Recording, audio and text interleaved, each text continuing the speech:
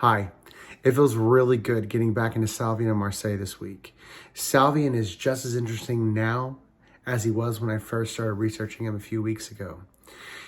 His perspective on the fall of Rome has only been enriched by this week's scholarship as well. This week I take a look at two different new resources, and I dived a little bit deeper into his translator, Eva M. Sanford. These three sources have helped me to shape my perspective and my research path going forward. I really feel like I'm moving towards the approach that connects historical research to other fields, namely in this case, biblical research, as we look at the Old Testament images that are used by Salvian and Marseille, and a greater attempt to understand how Christian communities approach external political stimuli that either threaten them or encourage them or interact with them in any way, shape, or form. All right, let's look at our weekly inspiration. Now, Salvian had just gotten through talking about many biblical examples, but he ended up with Pharaoh in this one part of his sermon. It's an early part of his sermon from book 1. Anyway, speaking of Pharaoh, he said 10 times he rebelled, 10 times he was smitten. What is our conclusion? I think you must recognize that in all these cases, God showed equally his care for human affairs and his judgment of them.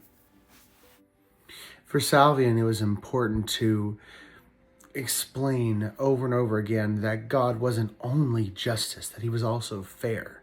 He wanted the Romans to know that God had been very fair and even gracious and generous towards the Roman people, just like God had been fair and generous towards Adam or towards any other biblical figure that experienced God's judgment.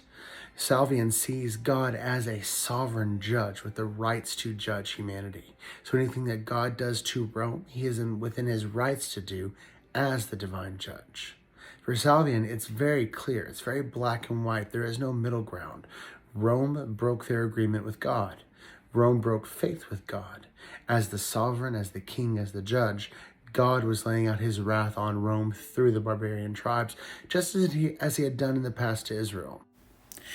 This week I found two more sources that really complement my study. Also, please note the dates. They are from this century, so that makes me very happy.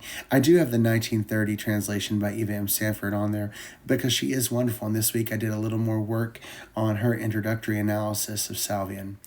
Dr. Elm has an interesting approach. She looks at Salvian as a travelogue, which is strange, but she tracks the movement of the barbarian tribes and calls it a death march for the Roman Empire, which is dramatic but really quite good.